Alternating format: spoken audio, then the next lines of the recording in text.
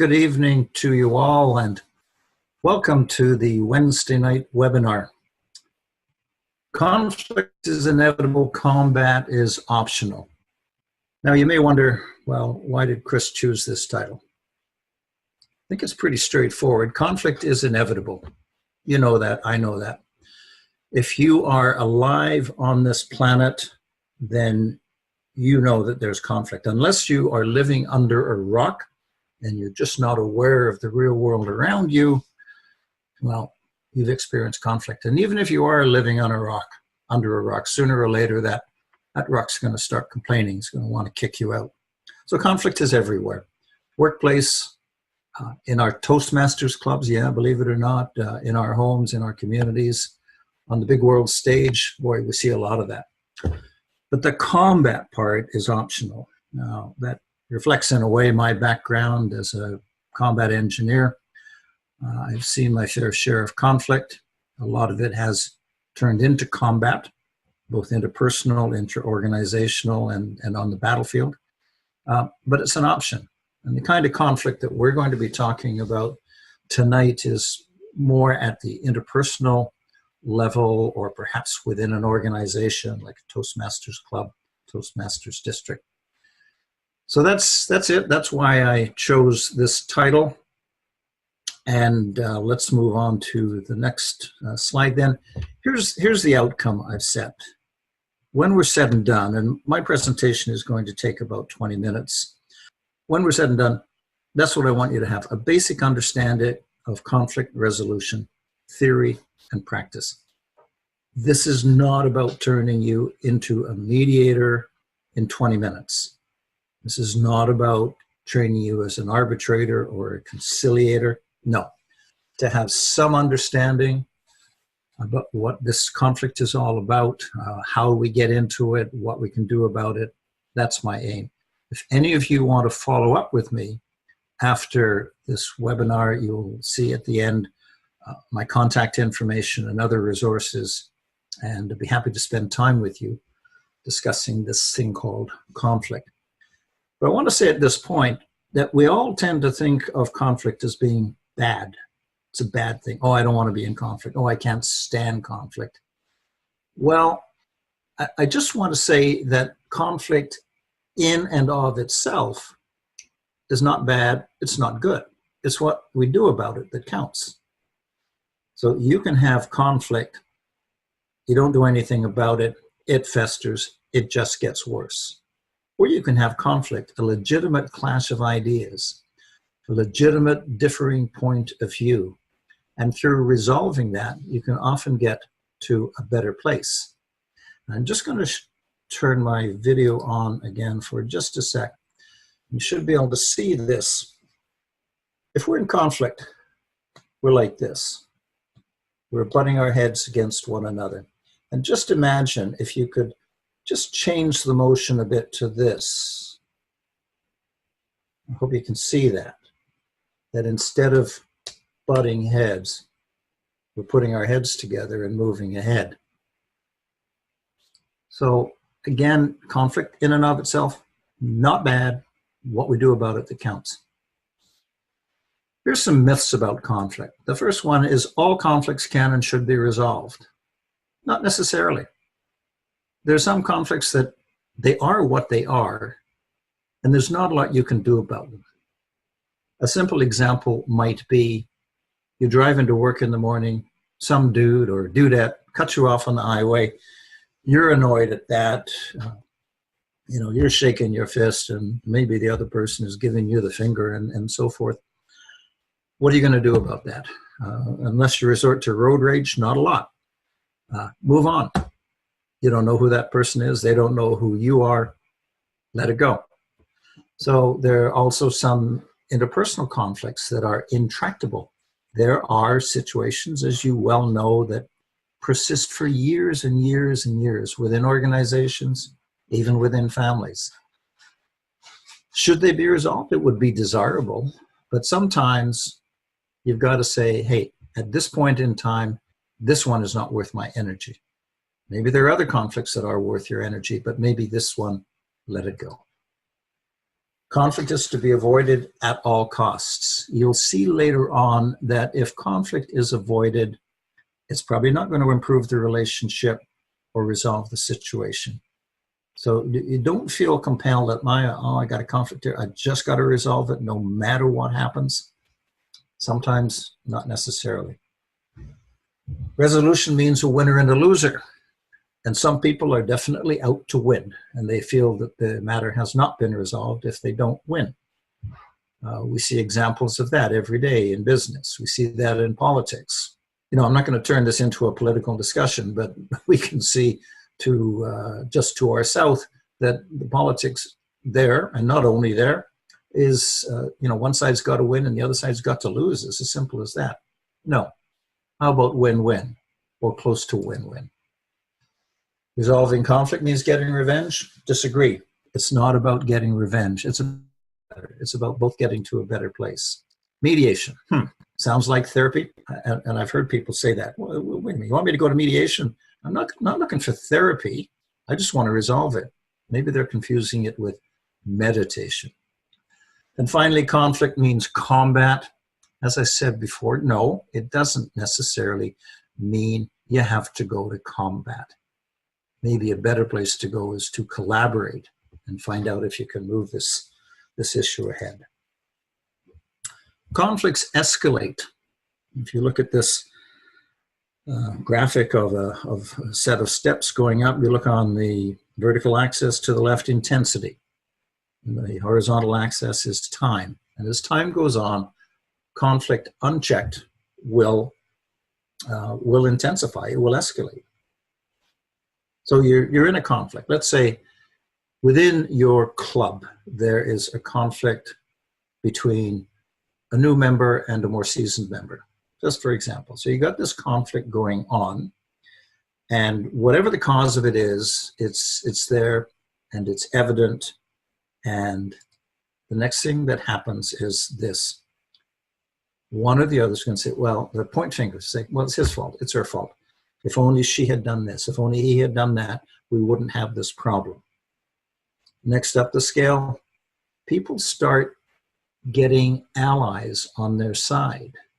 So if you've got this conflict going on with another person, and I use the Toastmasters Club as an example, doesn't have to be that, it might be your workplace, it might be your community association. And sooner or later, one or the other decides to share this situation with other people. Maybe at home over coffee or a beer, or maybe at your coffee room at the workplace. You know what she said to me the other day? So you're trying to get allies on your side, in other words, to reinforce your position and to validate where you are. After time, though, we lose sight. We can lose sight of what the conflict was about in the first place.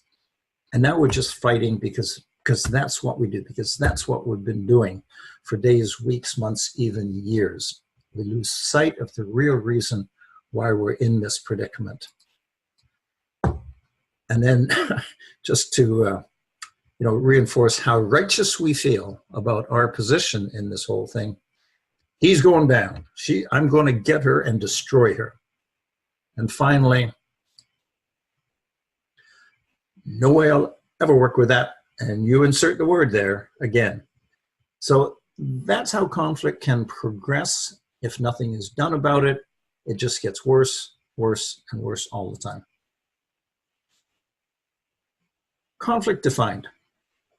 There are many, many definitions of conflict. Some say it's a personality clash. It's a clash of ideas. It's when two people have an argument and they can't. There are so many definitions of conflict, it would make your head spin. The one I use, why do I use this? I learned it when I was doing my post-grad work in conflict at Carleton. And the idea there, it's a perceived divergence of interests. I'll come to interest in a sec. But it's the perception that there is a divergence of interests. And the divergence could be real, it could be imagined. Let's talk then about interests. There's One or two participants that may not have muted their mic. There's a little bit of background noise, so please double check that you have muted your mic. So we talked about interests. What are they? Think about it this way. The interests lie lower than the positions that we take. It's kind of like peeling back an onion. You can see what the onion looks like, but as you peel back layer after layer after layer, you eventually get to the core of it. And that's a situation in conflict. You have a situation that presents as a conflict and people adopt positions. We'll come to that in a moment. But underlying that are the things that drive them to the positions that they have taken. So here they are, not an exhaustive list, but a fairly classical list of interests that drive us to take various positions. And we'll just go through these and say a few words. Concerns, fairly obvious. I mean, I could be angry at someone and lashing out at someone because I am concerned that they have spoken badly about me behind my back. That's my concern, but I may not voice the concern. I may simply show my anger in other ways. The next one is hope. So we have hopes, and sometimes our hopes are realistic, and sometimes they're not realistic. Sometimes they are dashed. Take a guest who comes to a club, then becomes a member, and after a while says, well, I really hoped that there would have been somebody here to guide me all the time, even if they don't use the word mentor. That's what I was hoping for, and I'm not getting that. So now we've got a conflict, that this new member is in conflict with the club because of a hope unmet. Expectations. We expect things. We expect things of our club leaders and our district leaders. We expect things of our politicians and our workplace leaders. Very simple example of an expectation followed by an assumption. An expectation, take a couple living together, a husband and wife, partners, whatever that kind of relationship is, and one says to the other, I expected you were going to be home by 10 o'clock last night, and I know you didn't come in till midnight. And the other one says, well, I assumed it was okay to go for a few beers with the boys after the meeting. I didn't realize I had to check in with you. So you can see one person has an expectation of a certain behavior, and the other person assumed that there would be a different kind of behavior. And that's how you can have a perceived divergence of interests. Priorities. We can have a clash of priorities that sets up conflict. We can have a clash of priorities that leads us to a better place. Here's an example in a club. You have the vice president of education and the vice president of membership. So the vice president of education states, let's say in an executive meeting of the club, my priority in this club is a quality meeting experience every time. Even if we've only got 3 or 7 or 12 members attending, that's my priority. Quality experience, people speaking, being evaluated, and so forth. And the VP membership says, well, no, my priority is getting members.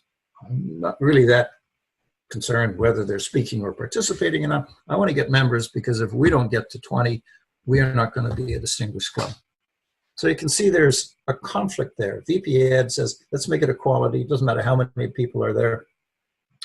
VP membership, got to get 20 members. If we don't get 20. So that can generate conflict. It can generate anger. It can generate distance between those two VPs. Sooner or later, it's going to involve the rest of the district, the club executive, and perhaps the club as a whole. But could they not work together? And we'll see how that could happen later on, how these differences can work together. Beliefs. Some people have beliefs that things should be done a certain way. Others should be done a different way. There are beliefs in some clubs that every time we have a number of speakers, we should vote for the best speaker. Others believe, no, we shouldn't be doing that at all. Who's right, who's wrong, who's to say? But it's a difference in their beliefs. Fears. I see this happening often in the workplace, that there is fear generated by either the culture of the organization, perhaps leaders, perhaps co-workers, fear of layoff, fear of being found out not as competent as one would want to be. So there's a fear between an individual and the organization, or perhaps the supervisor. Finally, values, clash in values. I mean, we have clear values in Toastmasters: respect, integrity, service, and excellence. Sometimes we can have clashes over those values, how we interpret them, what do they mean, what happens if those values are not honored. I'll give you an example of a value clash in a workplace. So manager says to employee, our project is falling behind. We're due to have it done by the end of the month. There's no way we can get it done by the end of the month unless you work overtime this Saturday and next Saturday until the end of November. So that's a value that that manager has on getting the work done. Response from the employee might be, but I value my family time. So there's no way I'm going to be working on Saturday and the following Saturday. I can take home work with me. I may do it in the evening during the week, but not on the weekend. Both legitimate statements of value, but they're at odds with one another. How can those be reconciled? So all of these are consider them as drivers. All these interests that we've talked about drive people to action. So let's talk about actions. People know what they do. I think we could all agree with that. Most people are conscious and aware of what they do. An example of this, maybe you get an email from somebody and the email annoys you. Perhaps the email contains insult or criticism or words that cause you to be upset, not valued, and so forth. So the sender of that email knows what they are doing. They're typing out an email and they know it's going to be read by the recipient, and because they need to get this off their chest or they want to express their strong opinion and so forth. Usually they know why they do what they do. So again, the person who's drafting that email that is designed to injure or hurt, you usually know that. Now think about emails that you may have received or sent, and you want to make a point, and you want to plunge the knife in, and you want to twist it a little bit. You usually know why they do that. What they don't know is the impact of what they do. So again, this email containing hurtful language designed to hurt or to make somebody feel uncomfortable or devalued or what have you. But the originator of that email does not know the impact. You cannot know the impact of what you do. You can guess what it's going to be. But if I'm the recipient of such an email, I've got choices. I can pick up the phone. I can write back a fiery email. I can throw my laptop out the window. Or I can ignore it. I can just say, hey, I consider the source not worth getting upset about. Forget about it. You don't know what the impact is of what you do.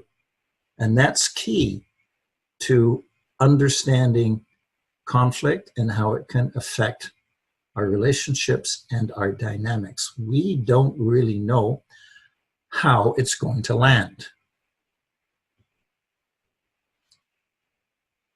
So let's go from that then to interests and positions, because this is really important to understanding how conflict can continue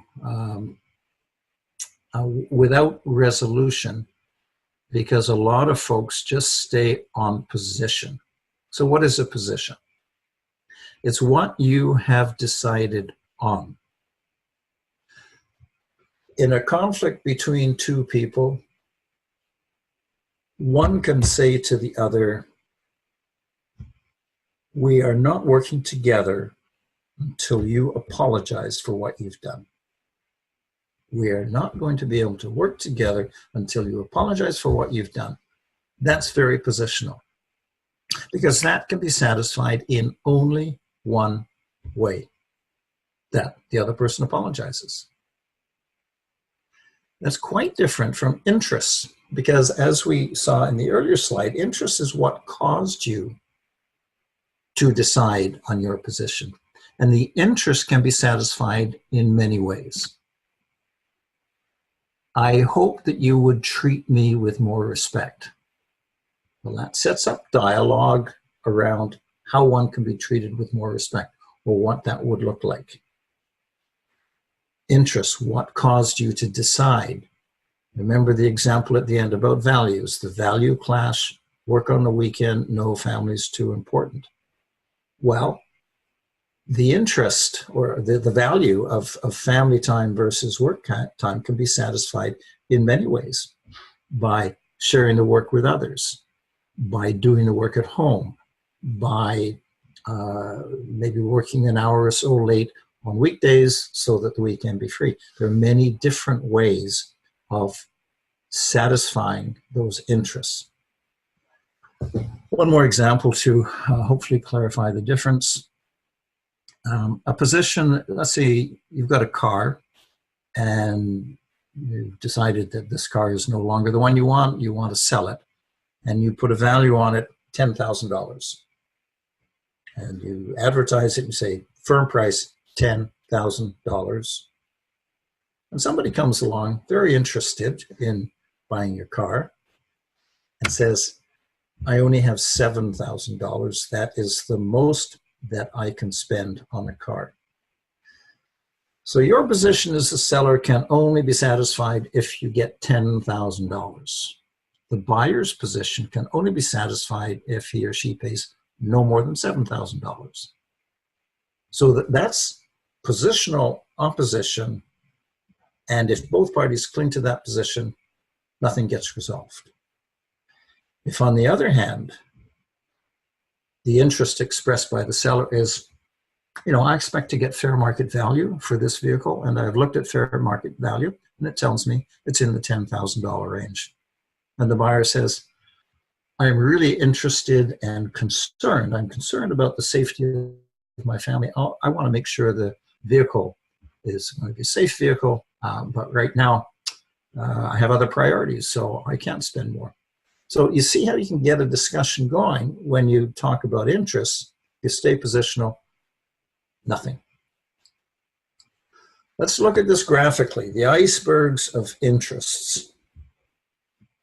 Well, first of all, somebody is going to ask, except you're all muted right now, why are these icebergs floating, presuming that's the water line there? Why are they floating on top of a bunch of mountains down here? Okay, so the imagery needs a little bit of work. Anyway, bear with me. Icebergs of interest. There's my position. You owe me an apology. That's my position. Your position is, no, I am never apologizing. Very hard. Again, the only way my position can be satisfied is if you apologize. The only way your position can be satisfied is if you don't. Note the gap here. See, this is the water line. I can only see your position. You can't see my position. You cannot know what my interests are below the water line. 80% of an iceberg is below the water line. And that is what is driving me to my position. It's the various interests that are in play here. Feeling disrespected, devalued, fearing that you're going to hate me for the rest of my life. So all of these things drive me to state that position. And similarly, I can't see yours. You've made a positional statement. I don't know what's underlying that unless you tell me, unless we talk about it. And when we talk, guess what happens here? You get shared interests. And that, folks, is key to resolving a conflict. Shared interests. Once you can start to zero in on shared interests, then you can start expanding this triangle. Oh, that's important to you? Yeah, well, it's important to me too. Hey, let's talk about that. Go back to the example of the VP Ed and the VP membership of the club. One wants to enhance program quality at the club. The other one is just interested in bums and seats. But they're both doing it for the good of the club. They both want to see the club prosper. So once you can get to that place, okay, I see you want to get more members. And the other one says, I get it. You want to make sure that the members have a quality meeting. Now we got something to work with. So that's key. Shared interest, common ground. That's where you need to get to. Okay, let's talk about styles and strategies. And again, I'm not here to make mediators out of you, but just to give you an understanding of typically how people approach the conflict scenario. And it says at the top, it's a style or a strategy. So it may be your default style that when you're in conflict, this is where you go. This is how you manage it. Or deliberately, that in this situation, I'm going to adopt strategy A or B or C. Let's have a look at it. Vertical axis, assertiveness. To what degree do you assert yourself and your needs and wants? Cooperativeness, to what degree are you willing to cooperate, to work with other people in order to get to a better place? So here's the 5 classic styles and strategies. Avoid. I mentioned this at the start. Some people just choose to avoid conflict. Or maybe it is the right way under given circumstances. But avoidance, there's neither assertiveness going on or cooperativeness. The person adopting this style basically saying, no way, there's either no way there's a conflict around here. What, conflict? I don't see a conflict. No, not at all. Or no way I'm going to engage in this. I am just going to accept it. Little saying about avoidance. Conflict avoided will come back to bite you sooner or later. Conflict avoided will come back to bite you sooner or later. We don't know when. We don't know where. We don't know how. It might be a month. It might be a year. It might be 10 years. And somebody says, what you did 10 years ago, I haven't forgotten. So if you avoid it, be prepared. It'll come back someday. The competitive style, my way, it's my way or the highway. And this is the very assertive person who wants to win the matter, wants to power over instead of power with the other person in order to achieve his or her goals.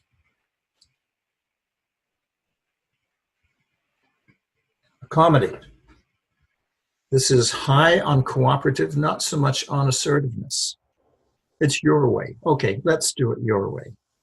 You want to run the club in this particular way, that's fine. I'll just fall in line.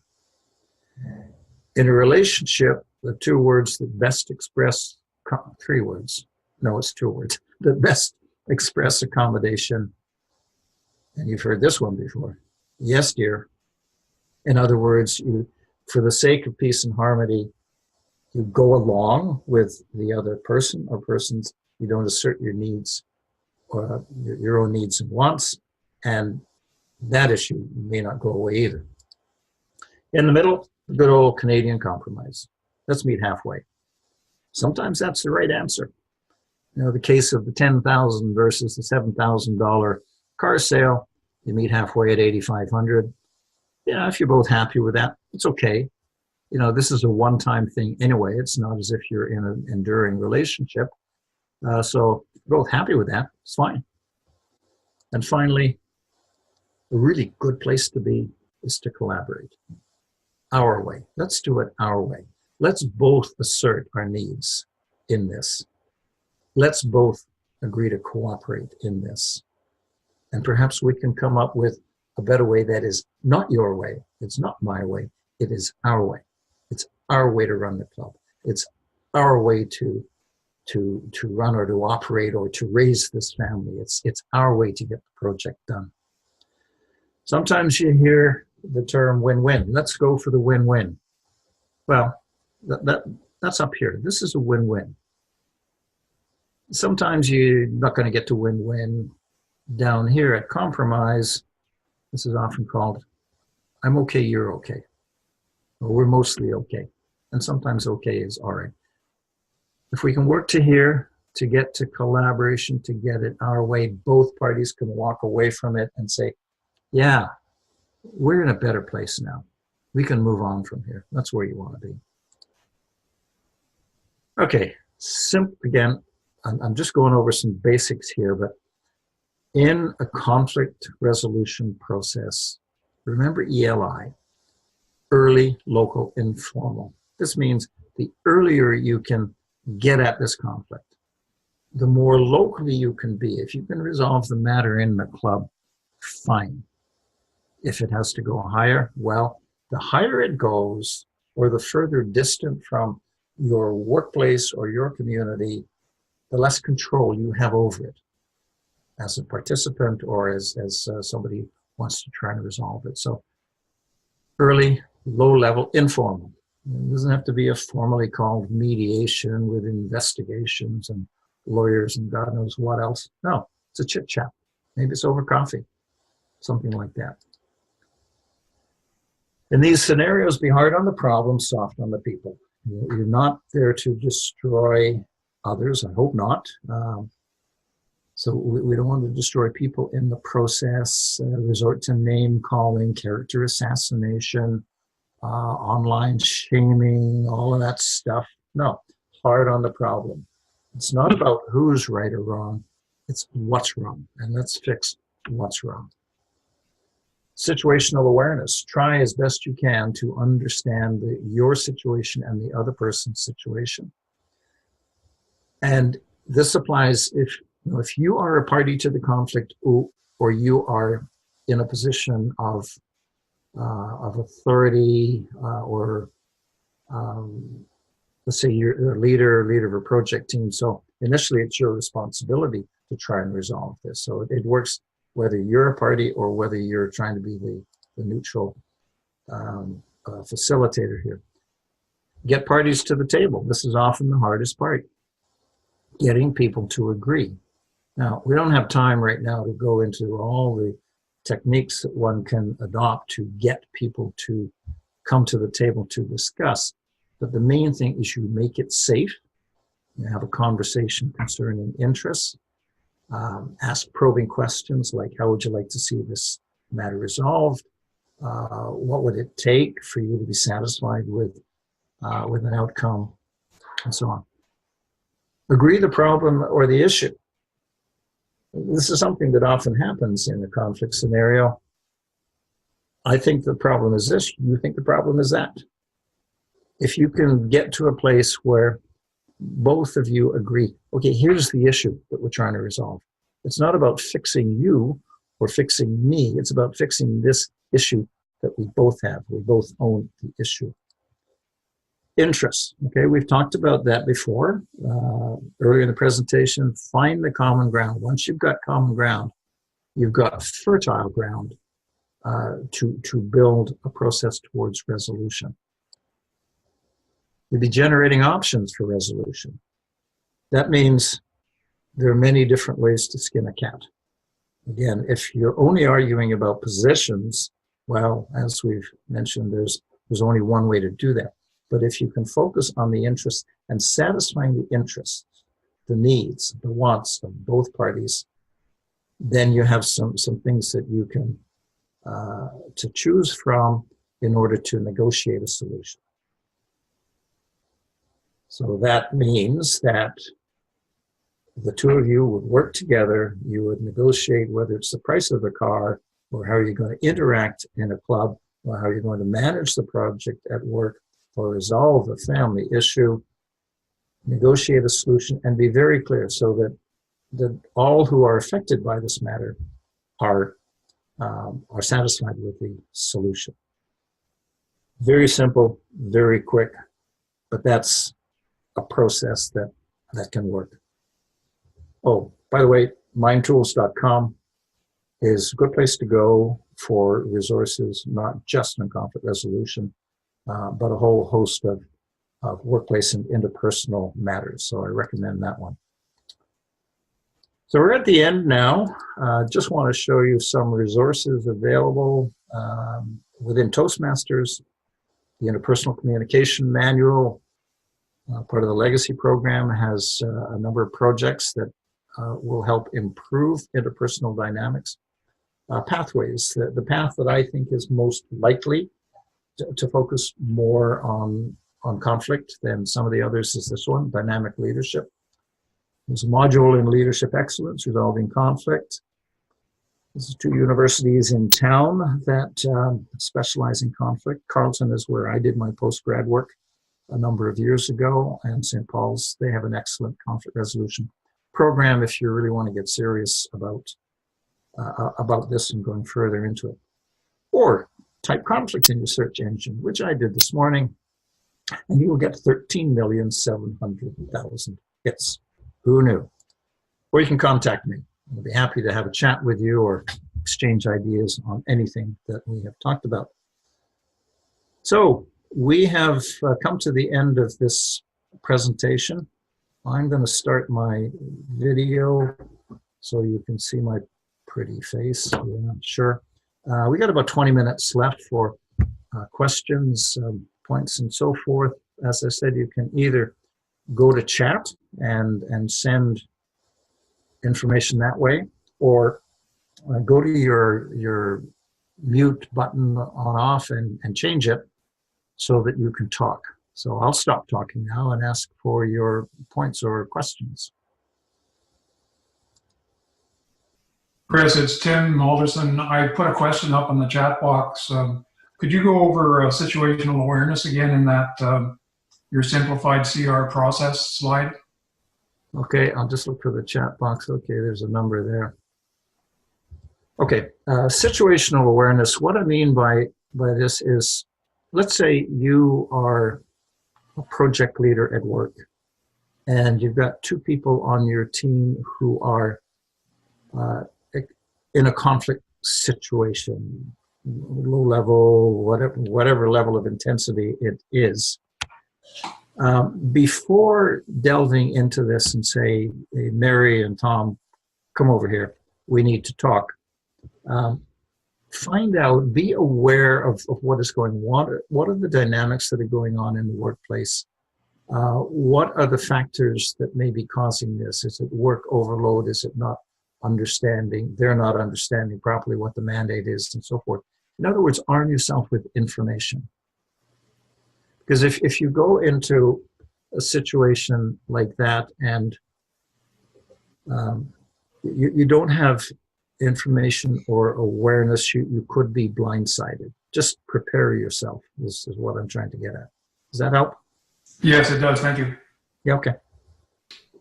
So, Tim, I have a point for you. I am trying to... Oh, Sylvain Offray, very thoughtful. It's the sandbank at the bottom of the ocean causing friction. Okay. Pretty scientific explanation. Other question, Chris? Hello, Andre. Yes, go ahead.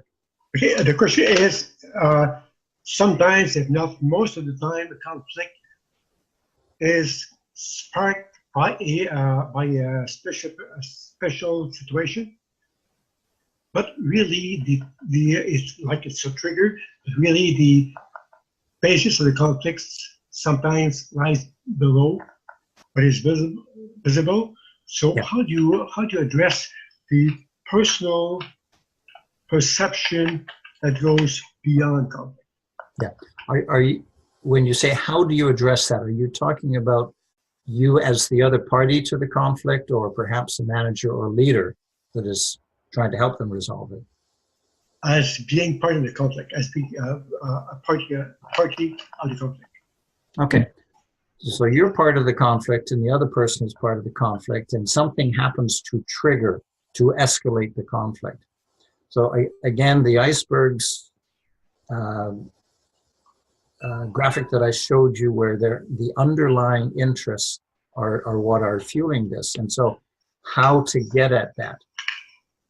One thing that's important when you have a conversation, when you yourself are in the conflict, is to use I statements, to own what you're saying rather than to blame the other.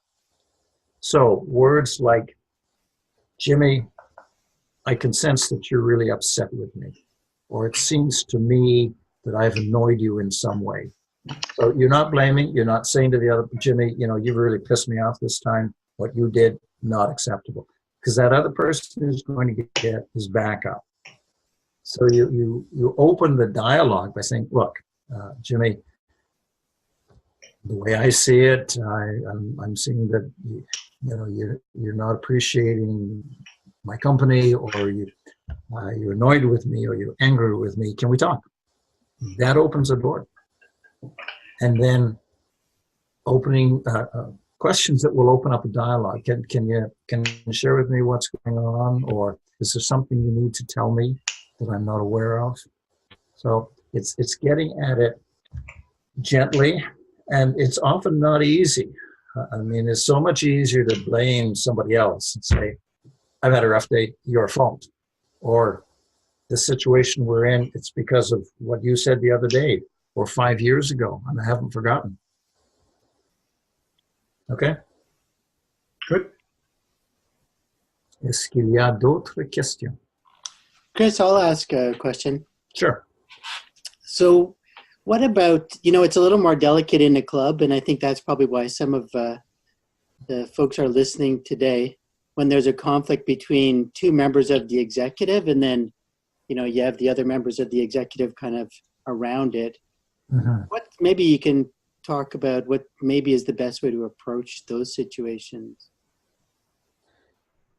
When there's a conflict within the club. Yeah, but it's usually two egos conflicting, and then there's, kind of other executive members around that. Mm-hmm. Well, let's paint a picture. You're the president. You've got two members of the executive or more who are on a bit of an ego trip. My way or the highway. They want things done exactly according to their agenda and their objectives. So you are in the position of voluntarily leading volunteers. Difficult position. A week or so ago, I did a keynote at a function outside of Toastmasters, but it was about voluntary leadership. And I gave them a number of tips and said, the very first thing you should do as a voluntary leader, leading other volunteers, is have your head checked. This is not easy. It's not easy to do that. But again, it's finding out what is below this, what is causing this to happen. Now, you can't just go up to somebody and say, hey, how come you're acting the way you're acting? Because that's going to get their back up. So if you want to have a meaningful dialogue, a conversation around the conflict issue, I would suggest either, you perceive a couple of people are openly fighting about something or disagreeing about something, you can call them aside and say, hey, I'm concerned that we're not all on a page here. Can we talk? Can we talk sometime? I mean, you'll soon learn that, yeah, they're willing to talk or they're not willing to talk. But by making it an open invitation and a safe invitation, I sense that, we're not all on a page here. Can we get together and have a discussion about it to see where we can go? But you got to make it safe. And as somebody who wants to help resolve the issue, it's really important to remain impartial and suspend judgment. See, it's easy enough for a professional mediator to do that because the mediator is not usually part of the organization, the workplace, the club. That mediator comes in from the outside, is impartial, has no axe to grind, no stake in the outcome. Whereas you as a club leader, you do have a stake. You want it to be a better club by getting this thing resolved. So it's getting the parties to agree to have a discussion. And if one or the other says, no, I don't want to talk about it, or no, I'm not comfortable having a discussion with him or her, then again, probing and deepening questions, or questions like, well, okay, I hear you say that you're not willing to meet, at least at this point. How do you see this playing out? How is this going to work out for you? How is it going to work out for the club? So you're not dumping, you're not accusing, you're not blaming, you're asking questions that hopefully will elicit a response that you can work with. Thank you for the question, Scott. Great. Thanks, Chris. Other questions? Yeah. Next question. Chris. Is that Tim? It's Craig here.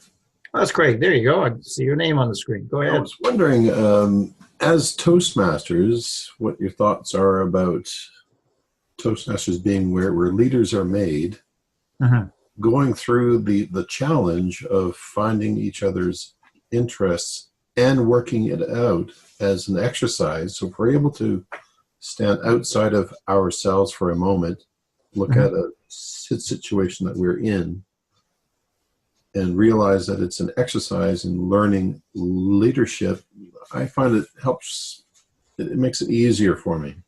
I think what you're suggesting here, Craig, is can we look at this analytically from the outside? Can we suspend judgment for a moment and remove ourselves? Is that what you were suggesting? Yes, as budding leaders. Yeah, that's a very good point. And I don't know that TI has mandated this or developed programs for that. I don't think so. But to be able to stand back from it and look at it, even if you're involved in it. So go to the club level. Two club officers having a dispute with one another.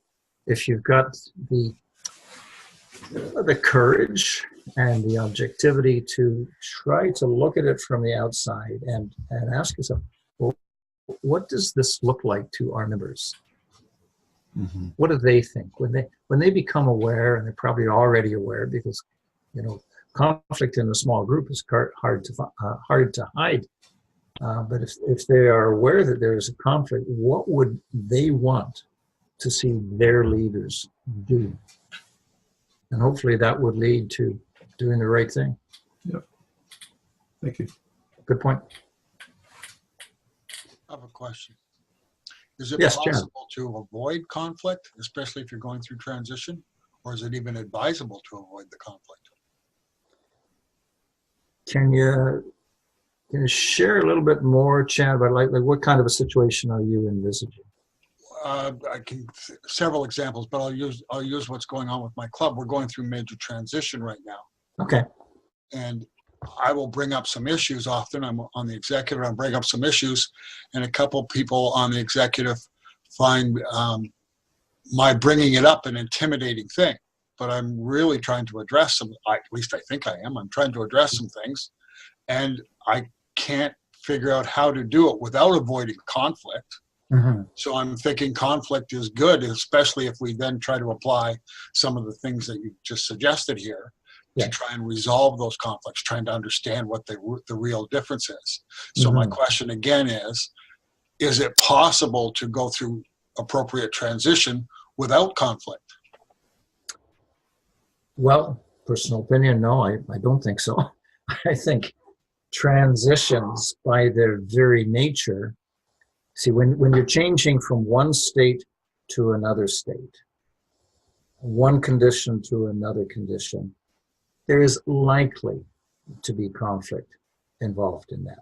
Not necessarily. I suppose some can go very smoothly, but I think that's the exception rather than the norm.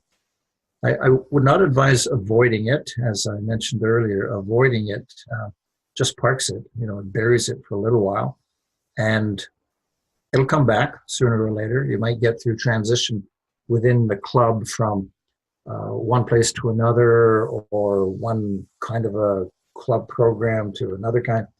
But if you don't resolve these things, they'll nip you sooner or later. But if you can bring it up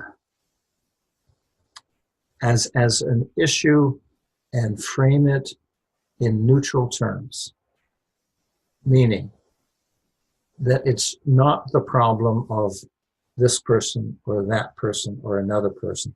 It's our problem, or it's a club problem, a club challenge. So you might foresee a challenge in, wherever your club is going to meet. If we transition from place A to place B, there's going to be a security issue getting into the building. That's quite common for a lot of clubs in our city. But it's no one person's problem. It is the challenge that the club has to deal with. So again, it's using I rather than you. I think we're going to have a challenge in this matter. How are we going to tackle it? So I would advise dealing with it rather than trying to bury it, because, like I said, most likely to come back sooner or later. Thanks, Chad. Thank you. Okay. Who's next? Another one? Yes, Andre. Yes, okay. In a group, let's say a small group, let's say less than 10 people. Someone is, well, let's say in a club, someone acts like that person owns the club, because that person has been around for quite a while, and therefore knows the ins and outs and knows what is the good for the club. Mm-hmm. Would that be a good way to do that, to actually come in instead of, let's say, myself saying something, a comment, or asking for clarification, or asking for the actual real reason of a move or of not moving? Would that be better to actually form a small group? So my opinion, my comment would not be labeled as my comment, but rather than the comments of a few of the group that agree on that, and that could strengthen my side, not in order to win, but actually to make sure that it is actually not a personal me against that person, but rather the club or the group for the good of the group. Okay. Great question. Somebody is basically hijacking the club to achieve their own agenda. Oh, yeah. How do you deal with that? A couple of thoughts here. One, there are techniques for doing conflict resolution in group settings. There's a process called group needs assessment. So you it takes time, and it's through a lot of effort to find out what is going on in this group. What does this group really need? And then devising group interventions to bring them to a better place. But I would suggest in a club, a great place to start is to conduct moments of truth. Why? Because one module in moments of truth is club climate. And if you make it safe for everybody to speak what's on their mind, again, not to blame, not to single out one individual and say, you're the problem, but what's the climate in the club? What's working? What's not working? Why is it not working? And that can lead to figuring out ways to deal with it. That's where I would start. Good. Ladies and gentlemen, it's 9 o'clock. I'm willing to go another 10 minutes if there are more questions. And if not, well, we can all take the rest of the night off. I see I got a new message here from Amiable Resource. Thank you. Good skills, global subjects to converse exterior this organization. Okay. Noted. Thank you. Other points, comments, questions? Often when I'm doing this kind of a presentation live, as I made the point at the start, everybody experiences conflict. It's usual. It's normal. It's the way life is. But I often ask, has anybody here been in conflict in the last year? Everybody puts up their hand. Anybody here been in conflict in the last month? Everybody puts up their hand. How about last week? Everybody puts up their hand. How about yesterday? And normally, almost everybody is still putting up their hands. And, it leads to perhaps an obvious conclusion that we're surrounded by conflict. And for each and every one of us, the better we're able to recognize it and deal with it, well, the better off we're going to be. Some of these conflicts are low level. They don't warrant a lot of time and effort. They don't need it, but some do. So I'm still open for questions from anybody. Chris, it's Tim here. Oh, go ahead. Okay, I'm going to recognize Kent. Yeah, I have a question. This is actually a conflict that actually happened to me a few months ago with my boss. It's, in my opinion, it's a lack of education on both parties. So basically, I worked on a July 1st, which fell on a Sunday this year. Yeah. So of course, when I looked on the paycheck, I told my boss I think there was an error on paying me what they call the premium rate because I work on a Sunday. I should get the holiday pay, the stat pay, plus I should also get premium pay, which is 1.5 times any hours that are worked on July 1st. Mm-hmm. So he insisted that there is nothing wrong with the pay stub. So I asked him kindly, would you mind if you check with the accountant? He refused. So in doing so, I decided to do my own research over the next 2 days, quickly discovered that July 1st is a very obscure holiday. It's the only day in a year. It's called the Canada Day Act, which basically stipulates if Canada Day falls on a Sunday, there's a special rule that takes effect. You're only compensated time and a half if you actually work right on the Canada Day. The day holiday, which is basically Monday. Monday is considered what they call observance of Canada Day. Yeah. If you work on the day of the observance of Canada Day, that is the time when you get paid time and a half. But if it falls on a Sunday, special rule takes effect. If you work on Sunday, you are not compensated. You only get paid that day. It's a very obscure. So in my case, I basically diffuse the situation by educating myself more on myself, right? Because so basically, where the conflict lies is that my boss refused to check with his accountant. Had he checked with his accountant would probably give him a clear explanation as to why. In turn, my boss would have gave me the correct answer. But because I found the solution, so I told my boss everything's okay. Don't worry about it. So my boss said, okay, I want a formal apology because this is quite kind of embarrassing. Yeah. So this is a great example of my reply. I then in turn issue an apology, but it was not just an apology to say I was wrong. I basically issue an apology with an explanation saying that the Canada Day Act is clearly misunderstood by many parties. Yeah. So I mean that's a very good example of a situation which you got two parties, you and your boss, you have differing points of view. And with due respect, neither of you are the expert in interpretation of the various acts and guidelines and so forth. But that is when you might suggest to him or her and get agreement. Let's just take it to HR. HR, who are paid to sort out this sort of thing, should be able to look at it objectively. Here's the rules.